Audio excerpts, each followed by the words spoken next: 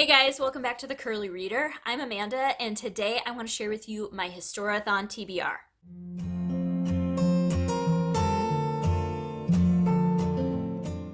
So during the month of February, Sarah from Sarah's Nightstand and I are going to be hosting a historical fiction based readathon called Historathon, and these are the books that I am planning on reading during the month of February for this readathon. So the first prompt for the readathon is a book with a male on the cover. I have chosen a book for every prompt on our bingo board. I may not get to all of them, but these are the books that I'm going to be picking from for the month. So the first prompt is a book with a male on the cover, and for this I want to read A Gentleman in Moscow. This is a book that is on my 20 books to read in 2020 list, and I figured what better time than now, and it does have a male on the cover. So this is about a gentleman who lives in Moscow. He is convicted of, I think, war crimes or something along those lines, and is sentenced to house arrest, and he is placed in a hotel whose balcony, his room and the balcony overlooks the square in Moscow. And so he just it's his observations of the world as time goes by throughout the time that he's staying there. And that's kind of my understanding of what the book's about, but it sounds really, really great. And yeah, so that is going to be my pick for that prompt. The next one is a book set before 1900. And for this, I am going to be reading Redeeming Love by Francine Rivers. This is another one that I don't know if this is on my 20 and 2020 list or if this is just on my winter TBR. This may just be on my winter TBR. But either way, I've made a commitment to try to read it, and I haven't read it yet, so I need to read it. And this is set in 1950 in California's Gold Country, and it is a retelling of Hosea, I think, in the Bible, the story of Hosea, but it's historical fiction. So I am excited to get to that one finally. The next one is a book set in a country outside of the US or Europe. And for this one, I picked off of my shelf, and I picked Snowflower and the Secret Fan by Lisa C. This is one that I've heard quite a bit about, and it's come highly recommended. Sarah actually read it and really enjoyed it. And it is set in China, I believe. I'm going to feel really horrible if that's not accurate. Yeah, no, 19th century China. So this will be hopefully one that gets read this month. And I'm not really sure what this is about other than it's set in China. And I know there's a whole section at the beginning that has to do with foot binding, but I don't know what it's about other than that. But like, my mom's read it and she's recommended it. A ton of people have read this and recommended it to me, and I want to check it out and see kind of why everybody loves it so much. The next prompt is a book with a child character. Typically I would go the easy route and just pick a middle grade book, but I did not do that this time around because there's a book out that I really, really, really want to read, and it has children characters, and that is This Tender Land by William Kruger Kent.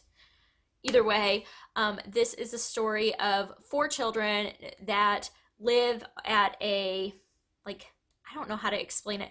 It's like an area where they would send Native American children to educate them, but it was not a really great place to be. And anyway, so these kids decide to run away, and it's their kind of journey of running away, I think. But I've heard fantastic things about this, and William Kruger Kent, I think that's his name. Anyway, he is coming to one of the libraries close to me next month, I believe. And I really want to go see him speak. And so I'm not going to go see him speak unless I've read his book, and I really, really want to read this. So that one is the one that I'm picking for that prompt. The next prompt is a book with a real character featured in it. And for this one, I picked a book that I hauled recently from a thrift store, and that is The Aviators Wife. This is about Charles Lindbergh's wife. And Charles Lindbergh is in the book, and so that counts, and it gets a book that I have not read off of my shelf. So, all right, the next prompt that we have is a book that covers a topic or a time that you are unfamiliar with. And for this one, I'm picking The Giver of Stars by Jojo Moyes.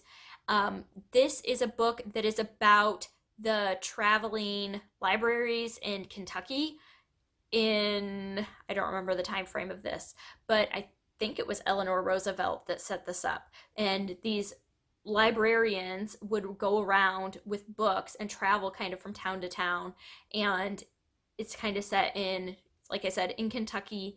And that's all I really know about it. But it's kind of gotten mixed reviews, but it looks really good. And it is one of the group discussion book picks for the online or the Facebook book club that I'm part of. So two birds, one stone. I'm gonna get that one done. And then the book with a location in the title, the book that I picked for that is Molochie by Alan Brennert. This is one that I read the first half of it last year and never finished it. And I really liked what I was reading so far. And so I really, really want to finish it. And yeah, so this is about a little girl, Rachel, who is 7. So this would count for a child character too. But she's 7 and she ends up with leprosy. She lives in Hawaii. This is back before they were part of the United States. It's set in the 1800s, I believe. And they, hold on, let me see. Yeah, it's set in the 1890s. And so Hawaii is definitely not part of the United States yet. And it's not the touristy trap that it is today. And so they don't have a lot of outside visitors. And tourism, or not tourism, but trade is starting to kind of amp up. And so they're getting a lot more ships in. And with that comes disease. And she ends up with leprosy. And so do a lot of other people on the island. So they institute a leper colony and they send her to the leper colony. And it's her story of her time there. And it's the first half that I've read so far is fantastic. Really excited to read the rest of this. So that's what I will be reading for that prompt. And then the book with a dual timeline prompt, I am going to be reading The Forgotten Seamstress by Liz Trenow. This is one that I picked up at a library book sale last year sometime.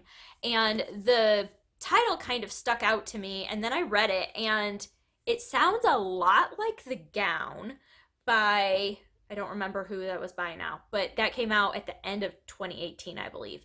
I read it right at the beginning of 2019. And that was about the seamstresses that worked on Queen Elizabeth's dress after World War II. But this one is before World War I, and it's about a shy girl with no family. Maria knows she's lucky to have landed a job in the sewing room of the royal household before World War I casts its shadow. She catches the eye of the Prince of Wales, but her life takes a far darker turn, and soon she has left a fantastical story about her life at Buckingham Palace. All she has left is a fantastical story about her time at Buckingham Palace. And then decades later, Caroline Meadows discovers a beautiful quilt in her mother's attic, and she can't figure out the meaning of the message embroidered in its lining, and she embarks on a quest to reveal its mystery. So anyway, it sounds really good and royal and yeah, all the things. So I'm super excited to get this one read because I haven't heard anybody ever talk about this and it sounds right up my alley. So that is the one that I picked for the dual timeline. And then, of course, the last book on my TBR is our group book, and that is Fountains of Silence by Ruta Sepetys. I'm so excited for this book. So excited for this book. I love Ruta Sepetys, and I cannot wait to read this. We do have a Discord group put together for this, and I will leave the link to that down below. So you can join us. And in my announcement video, I explained how to join Discord and how to set up your account and all of that. So go back and watch that if you need to, so that you can take part in our group discussion about Fountains of Silence. I hope you are planning on reading this with us, and I hope that you are planning on participating in Historathon. If you are, what are some of the books that you're planning on reading for it? And yeah, other than that, I think that's all I have for today. So I hope that you enjoyed this, and I hope that you stick around and subscribe. And until next time, see ya.